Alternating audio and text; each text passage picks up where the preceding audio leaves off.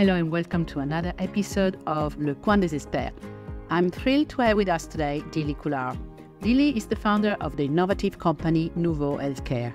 He has established himself as a dedicated go-to resource for histamine, MCAS and vitamin D. With a desire to understand allergies and allergic reactions better, he created a unique evidence-based health product to detox histamine. In 2014, he commercialized Toxaprevent, the first product to be proven to detox and rebalance histamine in the body. Working with his team of health architects, he has worked to build a solid foundation for bridging the gap between healthcare and better self-care. You can find more details about Dilly and Nouveau Healthcare on his various networks mentioned here.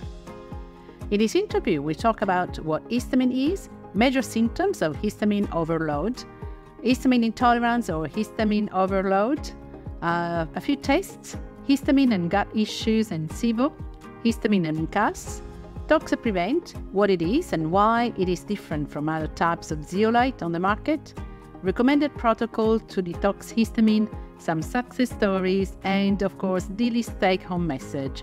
As a reminder, everything that is discussed in this interview does not intend to diagnose or treat a medical condition, so please ask your healthcare practitioner before implementing any new treatment. Good morning and bonjour, everybody. You're very thrilled today to be here with Dilly Kular from Nouveau Healthcare. Thank you, Dilly, for being with us today. Thank you for having me, and bonjour to all of the French listeners. Thank you. So, of course, this is going to be translated in subtitled with French for French-speaking people. Well, Dilly, you are a big expert in histamine. That's why you're here today. So we all know some things about histamine, and histamine is becoming more and more popular in France as well. So I would like you to introduce, first of all, how did you get into the histamine thing? What happened to your life? Oh, wow. So where do I start? Histamine for me has become, it's a job, it's my career, but it's my life. And like someone said to you at the end of your life, what is your life work? I think my life work will be like, if they went through my history, it will be like, that was the guy for histamine. He knew a lot about histamine. And kind of my journey started with my own health. So I had urticaria, chronic urticaria, and I was what I would call myself. I call myself a chunky monkey. I wasn't the most healthiest. I was a big dude, and I didn't really, I didn't really look after my health. I used to work 2 jobs. I was just at university studying, and my urticaria was terrible. If I was stressed out, if I was hot, if I was cold, if I was upset, my skin would just burst into flames. I thought it was like my detergent that was causing it. I thought it was the soap. And I've got this like one memory when a manager at Tesco's, so I used to work at Tesco's, and this manager was talking to me, and he was telling me to do a job, and I was stood in front of him like this, and I was like trying my best not to rip my skin off, and like I wanted to cry because I was in so much pain. And I went to the GP and I said to the GP, look, this is what's going on. And he just looked at me and he went, well, take an antihistamine. And so I was like, okay, which one? And he was like, oh, just go to the pharmacist, ask him for an antihistamine. You can probably buy it cheaper on the shelf. So I said, okay. I tried Pyretes, I tried cetirizine hydrochloride, I tried loratadine, I was given fexofenadine, and basically they were just kind of like, they were like Smarties. You know the term Smarties? They were literally like, if someone said to me, they're like, which one are you going to take today, Dilly? And I was like, I'm going to take this one. And there was points where I was taking like 3 or 4 antihistamines per day, because I was just so itchy and I had seasonal allergies and everything. And then, one day, this opportunity came to me, and, I used to have a printing company before this. I used to work with charities. It's just like doing their like printing and like, all their marketing. And someone presented me this product and they said, look, Dilly, this is Toxaprevent. What do you think of it? And I looked through the product, and me and my business partner at the time, we were both just like, we've never seen this before. And then we met this doctor. His name was Dr. Lars von Ollerschig Alberheim. And Lars is like, he was like my angel, my spirit guide. I don't know, whatever you want to call him. Yeah, we all have one, right? We all have one. We all have one. And he was like, I told him about my condition, and he introduced Toxaprevent to me. And he said, Dilly, urticaria, it will never happen. And I was like, what do you mean? He's like, just trust me, take Toxaprevent. So I did a 6-month course. I did a 6-month course, Toxaprevent. I took the MediPlus and the MediPure, 6 months, every single day. It's been over 10 years, so a decade of my life. I have had no more urticaria symptoms. I eat what I like, I drink what I like, and it's amazing. I mean, I'm sipping coffee right now. I'm sipping coffee too. Here you go. Cheers. Cheers. I have no histamine issues whatsoever. Don't get me wrong. I have the occasional little bit of acid. Maybe I feel a bit like, like a bit bloated, but it's rare. And I'll eat pizza, I'll eat cheese.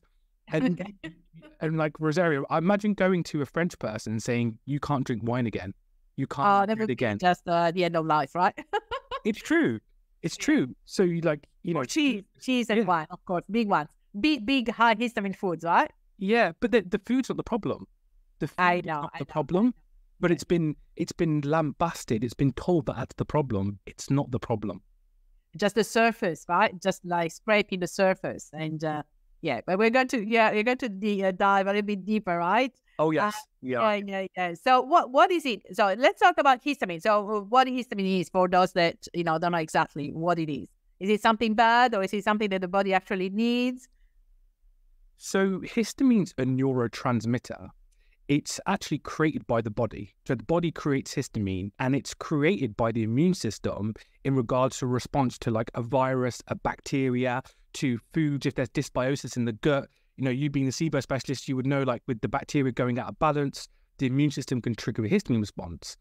And histamine's very protective. So like if you've got a wound on the skin, your immune system will send mast cells to that area, release that histamine to allow the healing process to start. And so it's really protective.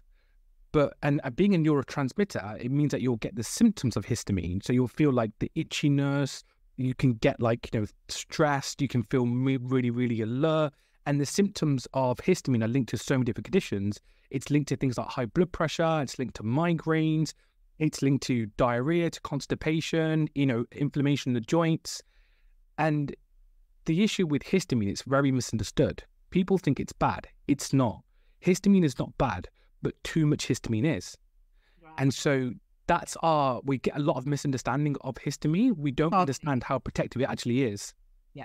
So people think, there's a very famous, sentence like histamine intolerance, which is not really an intolerance, because as you say very often in your videos and everywhere, we can't be intolerant to something that the body produces and which is actually good for us, right? Oh, this is a pet peeve of mine. Like when we get calls and emails and people like, I've been diagnosed with histamine intolerance, and even the medical community use the word histamine intolerance. And the thing is, I don't know who coined that term. I've tried to do my research, but I can't find it. So if anyone knows, please just drop a comment in the below of the YouTube video, because I'll read them. I want to see. But the thing is, we've called it histamine intolerance because people think they're intolerant to it, but you can't be intolerant to something your body naturally produces. But what you have is a histamine overload.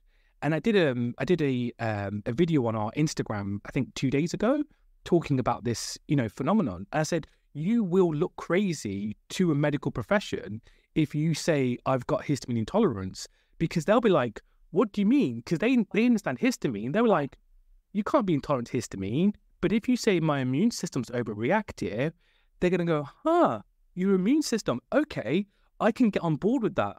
Yeah. That's a different way of expressing basically and interpreting a phenomena which is kind of natural, right? Yeah. It's natural.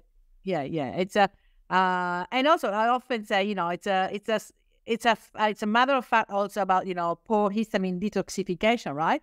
It could be that, your methylation pathways are not working well. So you're not excreting histamine as you should. So there are, I think problems at different levels, right? But with let's get back with the symptoms. We have so many symptoms that could be connected to histamine overload, because we have histamine receptors all over the body, right? So that's why people get so many symptoms. And what do you think? What do you test? Do you recommend testing or not? What is your position, Dilly, about testing or not for histamine? Too much histamine, and are tests good? I mean, can we trust those tests? I mean, to get back to what you just said, I just want to kind of get into the bit about the histamine receptors. I think that's really important. You know, the fact that you mentioned it is so important because a lot of people don't understand the histamine receptors, and you have everything from the H1, H2, H3, and H4. And those receptors are part of the immune regulation, but they have so much function in the system. Like, for example, the H2 receptor, which sits in the stomach, that's for acid regulation. So when you eat a food like wine or cheese or bread, and the histamine attaches to that receptor, it increases the acidity. There is an argument that you need that histamine being released from the food to increase the acidity to allow the body to digest that food because they're very high. You know, and that's one argument for it. And so when you look at antihistamines, you need to find the right antihistamine depending on which receptor is being triggered. And that was the problem that I had when I was taking antihistamines. I was taking a H1 receptor, which is for the skin, but they were called first generation antihistamines. So they were going past the blood-brain barrier and they were attaching to my H3 receptor in my brain, which was making me feel really lethargic and tired. And so it brings the point to testing. Now, testing is something that people talk about. So there's LifeCode GX, absolutely incredible company in the United Kingdom who do genetic testing and looking at genetic SNPs. Can't commend them enough. Amazing team. And Emma is who leads the team. She's such an incredible, insightful practitioner. So I'd honestly, if you get a chance, I'd recommend speaking to them. But genetic testing is amazing because it tells you a lot about what's kind of going on in your genetic SNPs. But then you also have food intolerance testing. And that's the most common test that people do when you have, you know, histamine overload. And so food intolerance testing is good, but it's not indicative of a true intolerance because people think, okay, I've gone to get a food intolerance test and I've got my results here. I'm going to stop eating these foods. Okay, that's fine. So you stop eating those foods. What will happen is your immune system is in overdrive. It's overreactive. And it's still producing antibodies. So all of a sudden, you take those foods out that are triggering your symptoms, and your symptoms go away. And you're like, oh my God, I feel so great. I'm fantastic. But then your immune system's in overdrive. Your histamine's still circulating. And what will happen is your antibodies will be released to do with a completely different food, and then your symptoms return.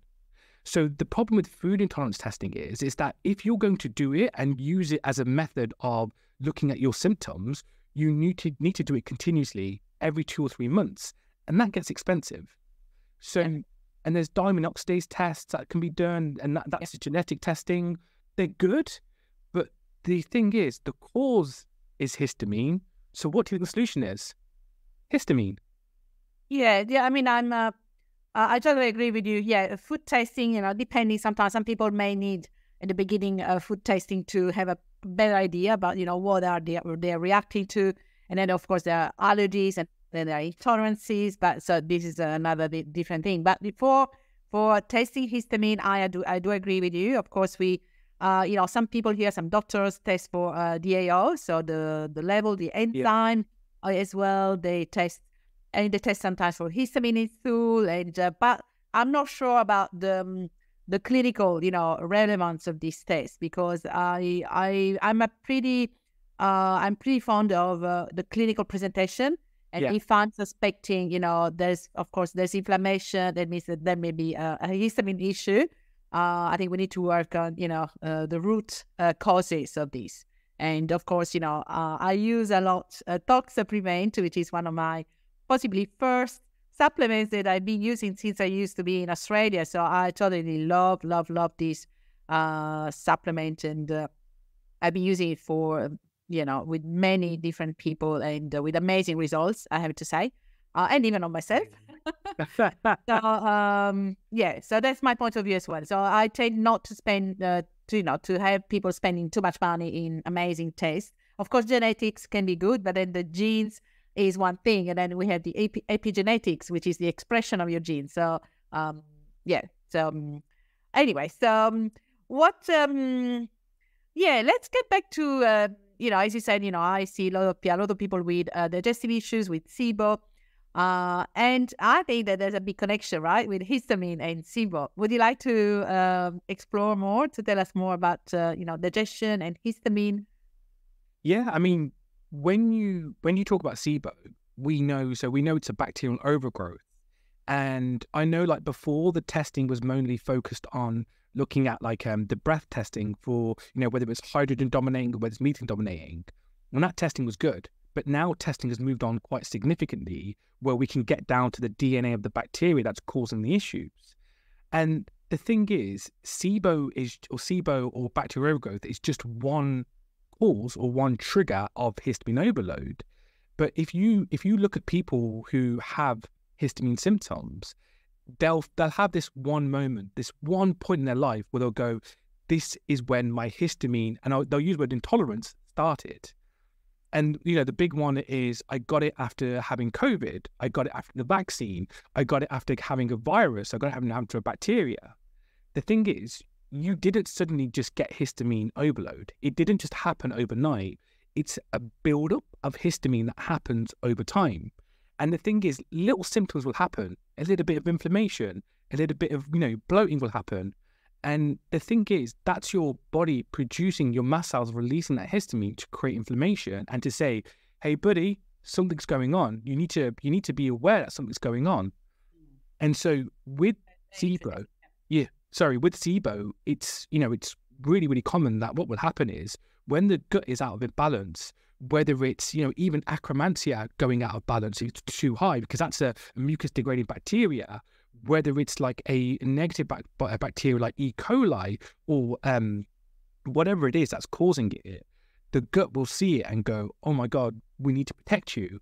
And so what the gut will do to protect itself is release that histamine because there's mast cells that line the entire gut. And the antibodies, immune system releases antibodies, they'll attach to the mast cell and then say, if this bacteria comes close, you open the mast cell, release that histamine, and that histamine creates a barrier in the intestines. But then you have this thing called zonulin. So zonulin is a test that people can do for leaky gut. And I would recommend doing it if you want to know if you have a leaky gut. And what zonulin does is zonulin basically keeps the nutrient, it pulls the nutrients in, but it keeps the bad toxins and the bacteria out. But because it can't get the nutrients in, because your body's starving because of that inflammation, the zonulin will start to push the intestinal barrier further and further apart. And then the bacteria can seep through. So what does the immune system do? It goes, oh no, this is going to cause more harm. So it will release even more histamine. Let's send more histamine. And that's what happens. And people get more and more sick. And so when you want to address SIBO and you want to address histamine overload, the gut is one of the key solutions and key parts to it. But you have to remember, it doesn't matter what the root cause was. It doesn't matter if you got it from a food infection or from a bacteria or from a virus. The cause and trigger is histamine. The solution is histamine. If you bind and you detox that histamine and you reduce that inflammation, the intestinal lining will start to come back together. It will start repairing because the body's very good at healing itself. And your immune system will go, oh, this isn't a problem anymore. So it'll start to calm down. And it's not about having an underactive immune system. It's about having a balanced immune system. Of course. Yeah. Well, that's an awesome explanation. Thank you, Dilly. That was really, really clear and really amazing. And this is why, when people say, oh, of course, I have SIBO, I also have histamine. Okay, I think I always say, you have SIBO, most probably, that's normal, you have an histamine issue, right? A histamine issue, because they go together. I'm not over, concerned. Of course, we need to look after the histamine as well as the SIBO, but I think people nowadays tend to, put too many labels and, especially they read a lot around, which is good, which is a good thing, but sometimes it can be a bad thing. And anyway, it all goes together. And also the extra layer, of course, they talk about MCAS, right? MCAS, which is part of the histamine, but histamine is not the only neurotransmitter, the only substance released by MCAS. There are other things that are released by MCAS. So what is your your take on that? So yeah, like we talk about the cytokine storm, about other cytokines that come into it, but they all are things like leukocytes. They all have various benefits and various indications in the system of what's going on. And so like with mast cell activation syndrome, I think you have to understand mast cell activation syndrome was coined because we were trying to understand what histamine overload was. And people will say, I've got MCAS. And I always ask, when were you diagnosed with MCAS? Were you born with it? And they were like, no, because I started getting worse. And I'm like, I'm sorry, my friend, you don't have MCAS, because MCAS there's two reasons why you have MCAS. One, you have too many mast cells in the body. And that's where your genetics is that you have too many mast cells. So even a minor virus or bacteria will have an explosion of those cytokine storms, explosion of histamine, and you get really, really unwell. And the other ones, you have sensitivity. So you have mast cell sensitivity. And for that is when anything can trigger your mast cell. It can be something so little and small. That's the definition of mast cell activation syndrome.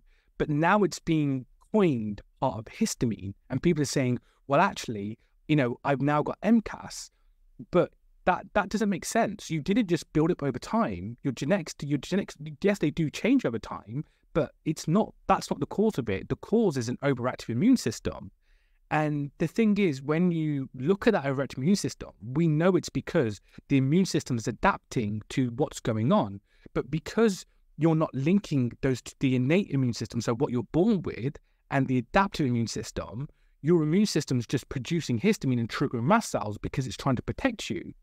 So, I think you said to me in an email before we started doing this talk, you said, Dilly, is there any tips you would give?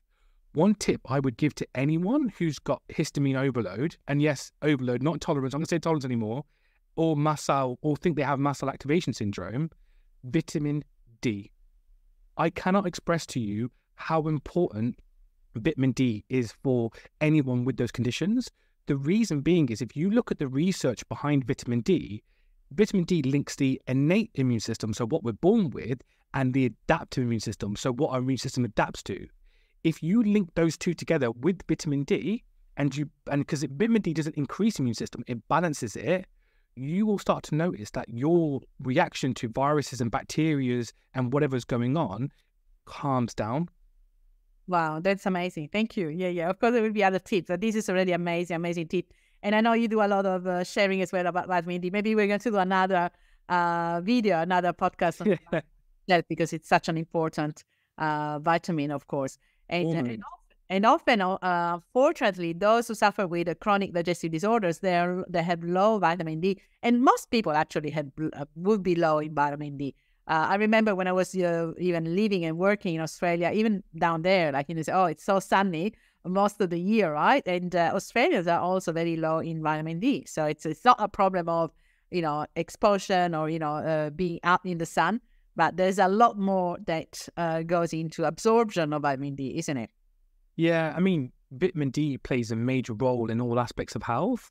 And, you were saying about Australians, like it's the same in China.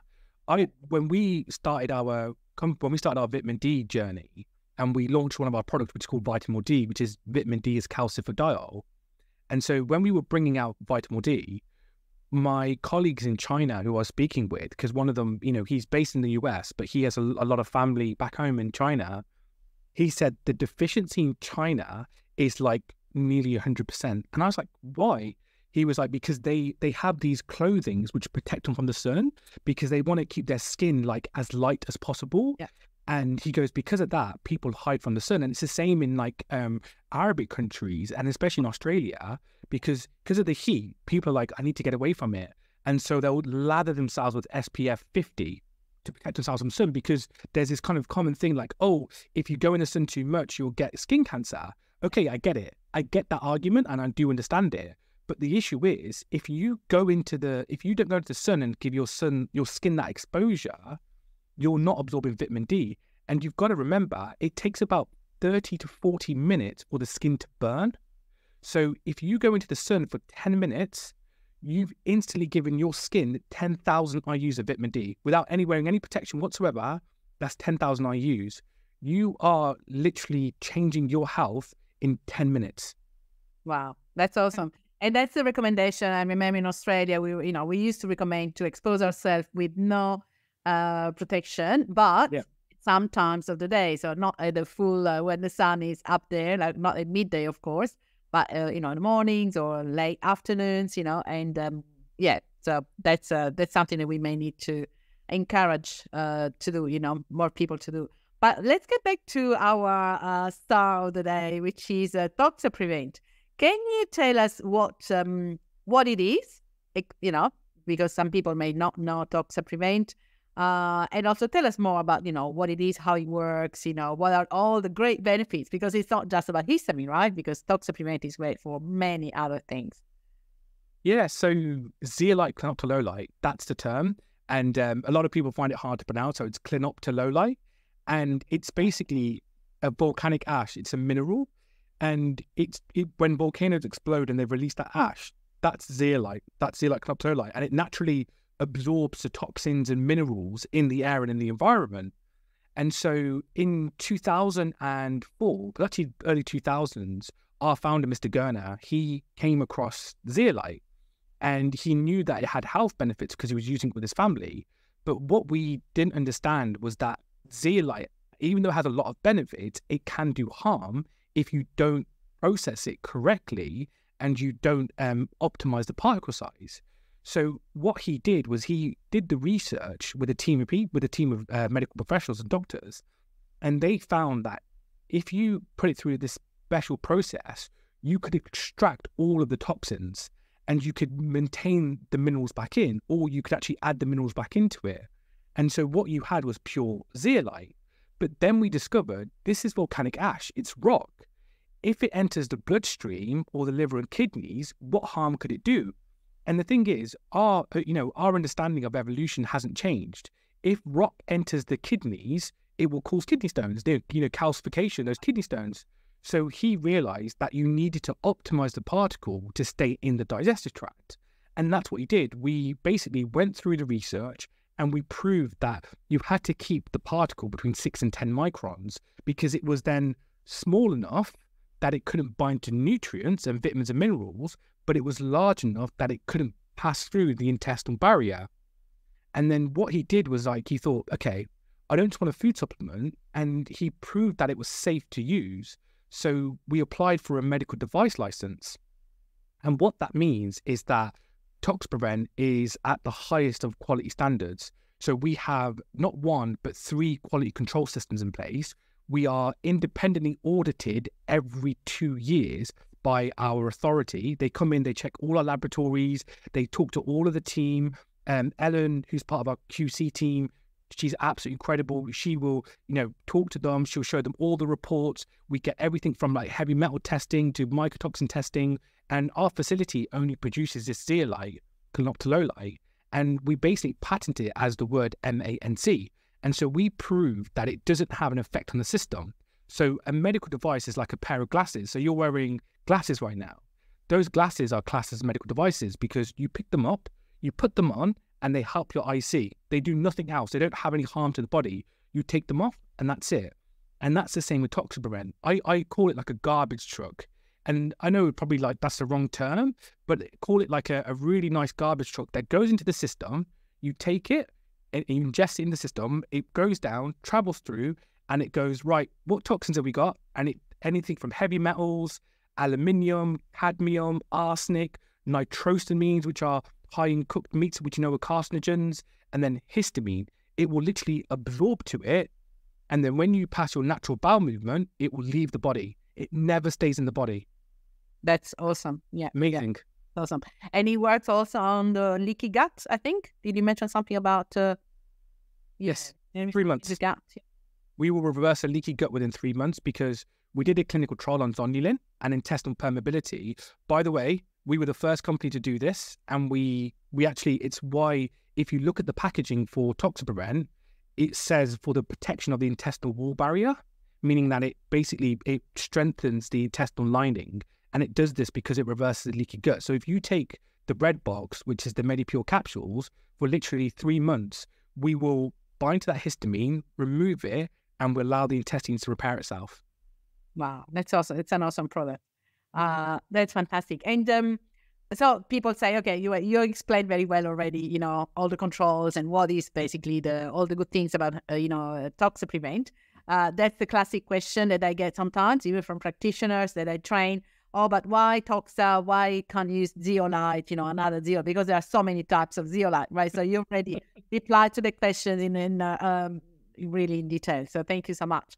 And are there any, contraindications, could we say, or any side effects Sometimes some people think, oh, I noticed that my bowel movements are a bit like slower.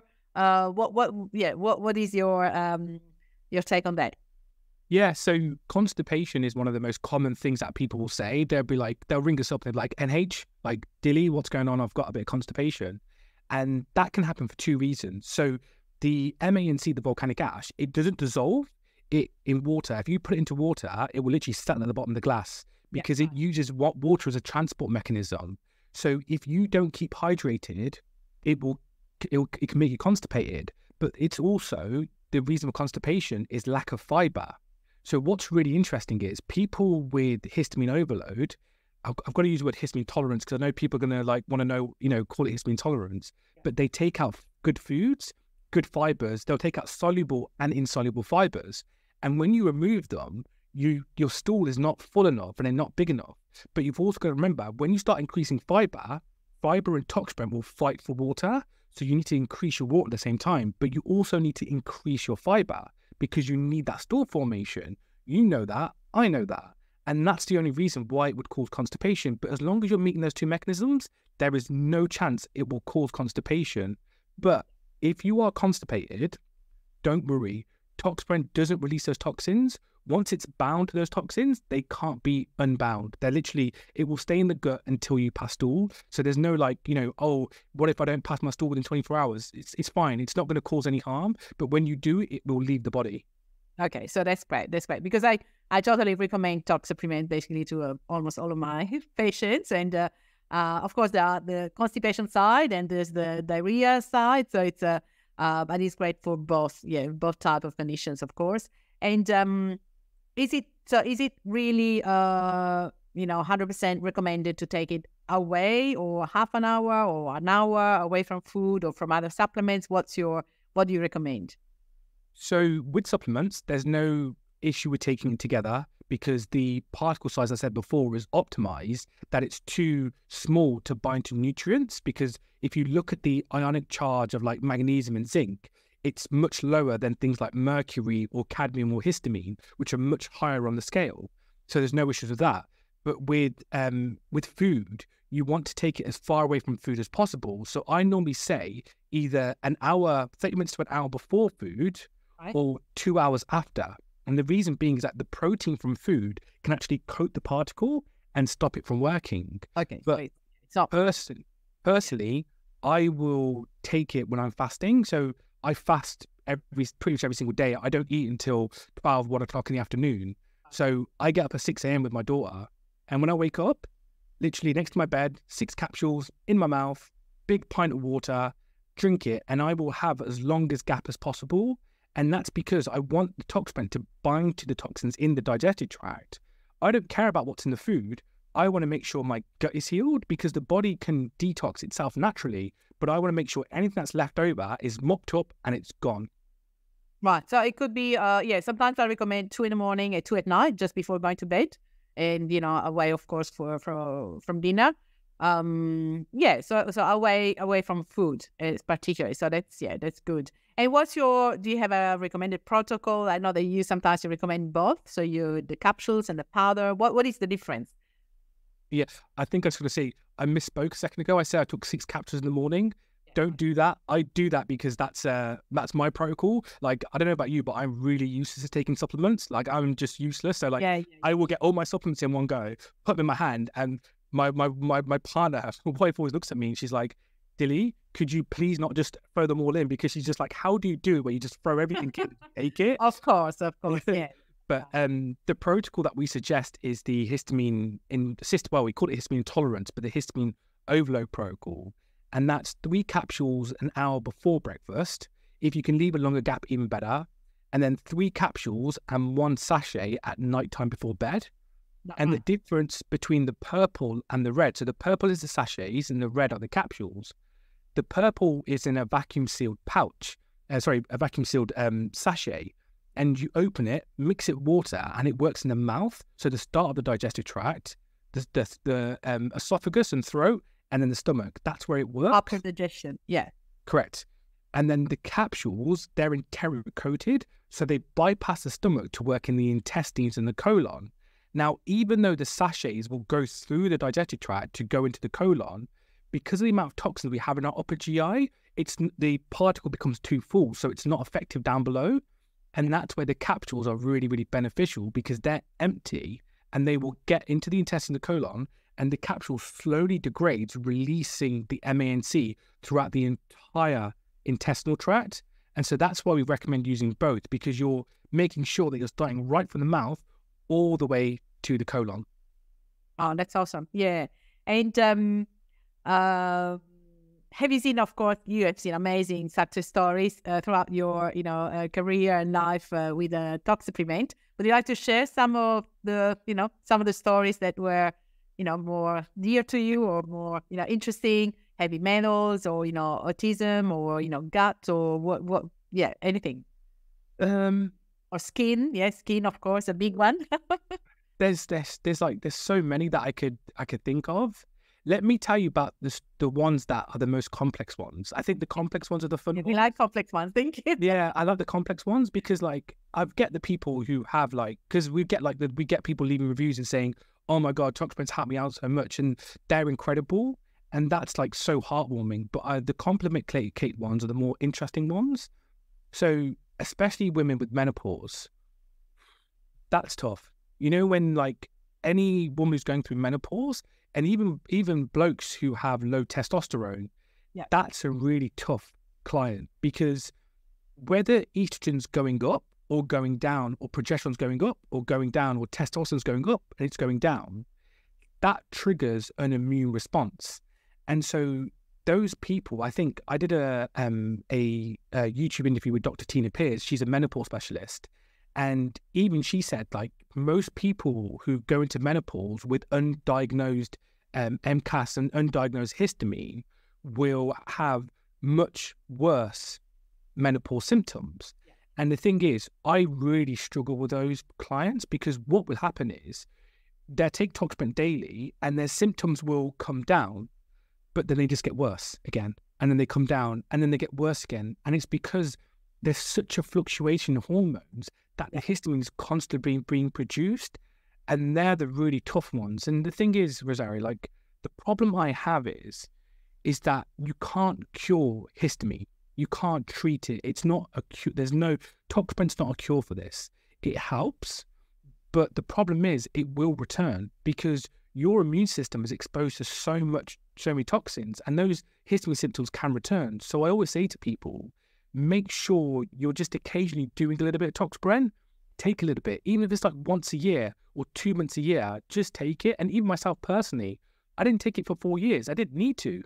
Sure. But you need it. Yeah. Yeah. I keep it in my bag. I have it in my backpack. My partner takes it. She has it in her handbag. And just like, if I feel like I'm feeling a bit histamine, and I know that I'm going to have a few, like I'm going to, eat, I don't know, some cheese, or have a pizza, or, have a baguette, for example, for, if we're traveling, or whatever it is, or it's wine, I will just make sure I take a bit of a sachet just to support the body. Sure. But that's the success stories that I have, and they're the ones that I haven't had success stories with, and they're tough. It breaks my heart, but until we get through the cycle of menopause, it's just going to keep. There's so many things that affect, one single condition, right? And, perimenopause and menopause 100%. is a complex of, life. So, yeah. But yeah, as you said, Toxaprevent is a wonderful help, and it can be sometimes just a life-changing thing, just one, just the only thing that may change and may help. And then sometimes we need to work alongside other things. But I have a dear colleague of mine, Maria, in Australia, and she uses the Toxaprevent for heavy metals as well, heavy metal detoxification, alongside with other things, of course. And I've seen amazing results with a lot of things, and of course digestion, but also mental. As I used to work with on children on the spectrum as well. Yeah. So yeah, wonderful stories. So what's your take-home message, Dilly? Or would you like to to finish off with something? What would you like to share with our French audience? We hope that Toxaprevent will be more and more well known also in France. I know that we can find it in France. What would you like to share? My one take home is you're not alone. Like histamine is something that affects so many people. And like, I would like to say, like, one of the most heartbreaking things that I hear is when people have gone to so many people and they're speaking to people, trying to find advice, get information, and they get lost with it. And they get so overwhelmed. And like the amount of people that have cried on the phone, like, or just talking to us, and it affects my team. Like, my team get really upset about it because it hurts them as well. But what I will say to people, my biggest take home is you're not alone. If you want some support, if you want some words of encouragement, pick up the phone and call us. I will chat to you. I will give you my time. Leave us a comment. You want to talk to us? YouTube comments, put it in. We will get back to you. And the thing is, it is reversible. Not curable, but it is reversible. And it only takes a little change in a few things, you know, whether it's vitamin D, whether it's Toxaprevent. And it's those small incremental changes that will have the most lasting effects. So don't just think that, like, you know, you're all of a sudden going to get better. You will get better. And I can guarantee that I will put my last pound on that, my last euro. I don't care what it is. You will get better, but just give it time. That's all I ask for, is just time and patience. And we're here. We're open. Talk to us. And you're wonderful. Thank you. I know that you and your team are really, really great at, you know, getting back to people, and you help so many people. And of course, you're based in UK, right, Dilly? Yeah. The UK now we're in Ireland, and we're slowly opening up in the US and hopefully Canada next, and then hopefully towards the Middle East and UAE. We're just we're slowly changing our reach, so you can order Toxaprevent like from us in the UK, and it would be dispatched from within the EU. So like, yeah, and we have loads of partners we're working. Yeah. We can easily find Toxaprevent in France, in Italy as well. I work with Italian patients as well, so we can find it in Italy, and of course we can find it in Northern Europe through the, you know, Dutch and, you know, distributor. So it's it's very easy to find it. Well, Dilly, I'm so you know, thrilled, and once again, thank you for being so generous with your time, with your information, and also with your dedication about, you know, histamine and spreading, you know, something which is amazing, and helping so many people already around the world. Thank you so much. I really appreciate you having me on here as well. And I really, do you tell me correctly? Merci beaucoup. Oui, merci beaucoup. Merci beaucoup, Dilly, and maybe I'll see you soon for maybe another interview. Yeah? Thank you. I will do. Can't wait. Thank you. Thank you so much.